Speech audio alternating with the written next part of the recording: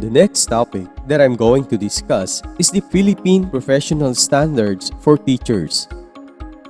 Let's talk about the role of a teacher. Teachers play a crucial role in nation building. Through quality teachers, the Philippines can develop holistic learners who are steeped in values, equipped with 21st century skills, and able to propel the country to develop and progress. This is in consonance with the Department of Education vision of producing Filipinos who passionately love their country and whose values and competencies enable them to realize their full potential and contribute meaningfully to building the nation. What is PPST? The Philippine Professional Standards for Teachers, or the PPST, shall be used as a basis for all learning and development programs for teachers to ensure that teachers are properly equipped to effectively implement the K-12 program. It can also be used for the selection and promotion of teachers. All performance appraisals for teachers shall be based on this set of standards. What is Department Order or the DepEd number 42 Series of 2017?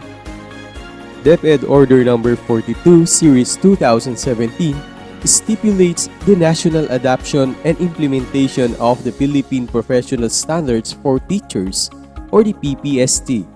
The order was signed on August 11, 2017 by the DepEd Secretary Leonor Magtolis Briones. What is the Philippine Professional Standards for Teachers, or PPST? The PPST is a public statement of what teachers need to know, value, and be able to do in their practice.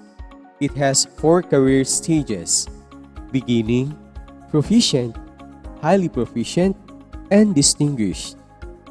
It is built on the National Competency-Based Teacher Standards, or the NCBTS.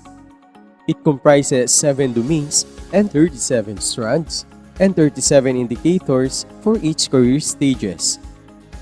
Let us now discuss the development of the PPST. Why was the PPST developed? The PPST was developed after major consultations with key stakeholders, particularly the senior officials of the Department of Education. The wide consultations emphasize the rethinking of the National Competency-Based Teacher Standards, or the NCBTS, because of changes brought about by various national and global frameworks such as the K-12 reforms and ASEAN integration, as well as the globalization and changing character of the 21st century learners. Does the PPST replace NCBTS? Yes. This happens upon the resigning into policy of DepEd Order number 42 Series 2017 on the national adoption and implementation of the Philippine Professional Standards for Teachers. What is NCBTS? The National Competency-Based Teacher Standards, or the NCBTS, defines the desired practice of effective teaching. The NCBTS sets performance indicators classified in the appropriate domains and strands that guide teacher professional development. Why do we need the PPST? Internationally, teacher quality is articulated in teacher standards. The PPST is a framework for teacher quality and teacher development.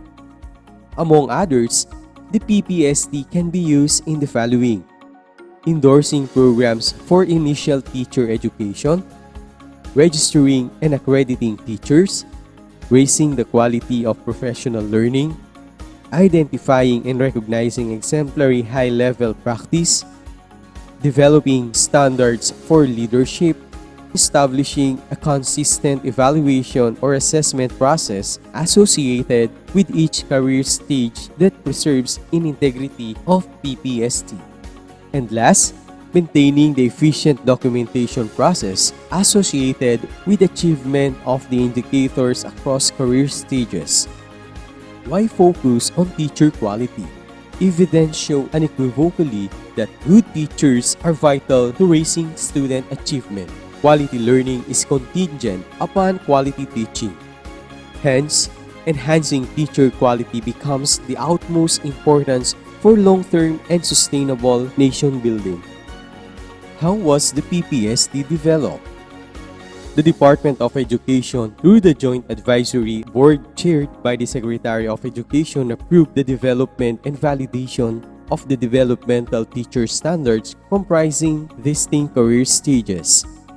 The Philippine National Research Center for Teacher Quality, or the RCTQ, based at the Philippine Normal University, led the research development work with the support from the CIMER National Research Center in Australia. DepEd regional directors, bureau directors, and selected teachers finalized the PPST in a workshop organized by the Teacher Education Council, supported by the Basic Education Sector Transformation Group. Who funded the development of the PPST? The PPST project was funded by the Australian Department of Foreign Affairs and Trade, or the DFAT. The DFAT supports the Research Center for Teacher Quality.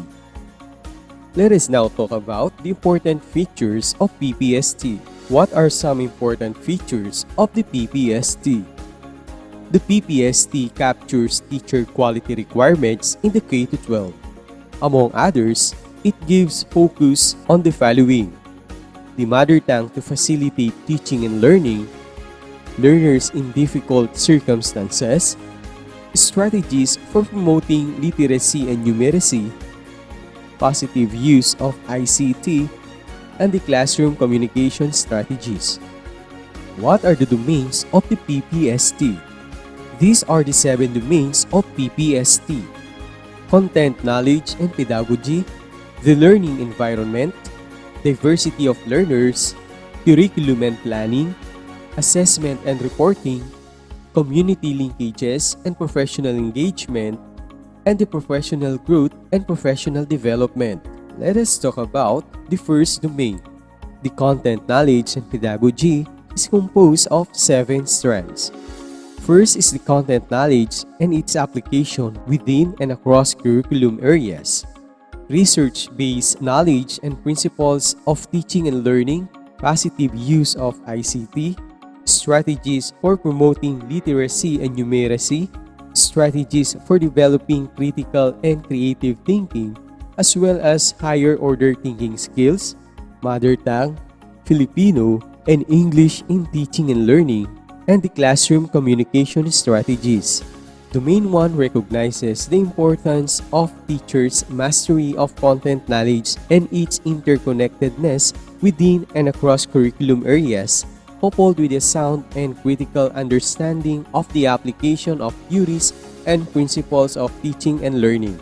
This domain encompasses teachers' ability to apply developmentally appropriate and meaningfully pedagogy grounded on the content knowledge and current research. It takes into account teachers' proficiency in mother tongue, Filipino, and English in teaching and learning process, as well as needed skills in the use of communication strategies, teaching strategies, and technologies to promote high-quality learning outcomes. Domain 2. Learning environment consists of 6 strands: learner safety and security, fair learning environment, management of classroom structures and activities, support for learner participation, promotion of purposive learning, and management of learner behavior. Domain 2 highlights the role of teachers to provide learning environments that are safe, secure, fair, and supportive in order to promote learner responsibility and achievement. This domain centers on creating an environment that is learning-focused and in which teacher efficiently manage learner behavior in a physical and virtual space. Domain 3. Diversity of learners consists of 5 strands: learners' gender, needs, strength, interest, and experiences, learners' linguistic, cultural, socioeconomic, and religious backgrounds, learners with disability, giftedness and talents, learners in difficult circumstances, and learners from indigenous groups. Domain 3 emphasizes the central role of teachers in establishing learning environments that are responsive to learner diversity. Domain 3 underscores the importance of teachers' knowledge and understanding, as well as respect learners' diverse characteristics and experiences as inputs to the planning and design of learning opportunities. Domain 4. Curriculum and planning includes 5 strands: planning and management of teaching and learning process, learning outcomes aligned with learning competencies, relevance and responsiveness of learning programs, professional collaboration to enrich teaching practices, teaching and learning resources including ICT. Domain 4 addresses teachers' knowledge of and interaction with the national and local curriculum requirements. This domain encompasses their ability to translate curriculum into content learning activities that are relevant to learners and based on the principles of effective teaching and learning. It expects teachers to apply their professional knowledge to plan and design individually or in collaboration with colleagues, well-structured and sequenced lessons. Domain 5. Assessment and reporting is composed of 5 strands: design, selection, organization, and utilization of assessment strategies, monitoring and evaluation of learner progress and achievement, feedback to improve learning, communication of learner needs, progress, and achievement to key stakeholders, use of assessment data to enhance teaching and learning practices and programs. Domain 5 relates the processes associated with a variety of assessment tools and strategies used by teachers in monitoring, evaluating, documenting, and reporting learners' needs, progress, and achievements. This domain concerns the use of assessment data in a variety of ways to inform and enhance the teaching and learning process and programs. Domain 6. Community linkages and professional engagement consist of 4 strands: establishment of learning environments that are responsive to community context, engagement of parents and their wider school community in educative process, professional ethics, and school policies and procedures. Domain 6 affirms the role of teachers in establishing school-community partnerships aimed at enriching the learning environment as well as the community's engagement in the educative process. This domain expects teachers to identify and respond to opportunities and link teaching and learning in the classroom to the experiences, interests, and aspiration of the wider school community and other key stakeholders. Domain 7. Professional growth and the professional development contains 5 strands: philosophy of teaching, dignity of teaching as a profession, professional links with colleagues, professional reflection and learning to improve practice, and professional development goals. Domain 7 focuses on teachers' professional growth and professional development. It emphasizes teachers' proper and high personal regard for the professional by maintaining qualities that upholds the dignity of teaching, such as caring attitude, respect, and integrity. What are the 4 career stages of the PPST? Career Stage 1 or beginning teachers. Those who have gained the qualifications recognized for entry into the teaching profession. Teachers at this stage are supported to reach Career Stage 2 within 2 to 3 years. They have a strong understanding of the subject areas in which they are trained in terms of content knowledge and pedagogy. They possess the requisite knowledge, skills, and values that support the teaching and learning process. They manage learning programs and have strategies that promote learning based on the learning needs of their students. They seek advice from experienced colleagues to consolidate their teaching practice.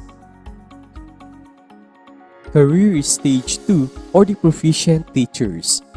Proficient teachers are professionally independent in the application of skills vital to the teaching and learning process. They provide focused teaching programs that meet curriculum and assessment requirements. They display skills in planning, implementing, and managing learning programs. They actively engage in collaborative learning with the professional community and other stakeholders for mutual growth and advancement. They are reflective practitioners who continually consolidate the knowledge, skills, and practices of Career Stage 1 teachers. Career Stage 3 or Highly Proficient Teachers. Highly proficient teachers consistently display a high level of performance in their teaching practice. They manifest complexity and sophisticated understanding of teaching and learning process. They have high education-focused situation cognition, more proficient in problem solving, and optimize opportunities gained from experience. Career Stage 3 teachers work collaboratively with colleagues and provide team support and mentoring to enhance their learning and practice. They continually seek to develop their professional knowledge and practice by reflecting on their own needs and those of their colleagues and students. Career Stage 4 or the Distinguished Teachers. Highly proficient teachers embody the highest standard for teaching grounded in global best practices. They exhibit exceptional capacity to improve their own teaching practice and that of others. They are recognized as leaders in education, contributors to the profession, and initiators of collaborations and partnerships. They create long-life impact in the lives of colleagues, students, and others. They consistently seek professional advancement of teaching quality and excellence. They exhibit commitment to inspire the education community and stakeholders for the improvement of education provision in the Philippines.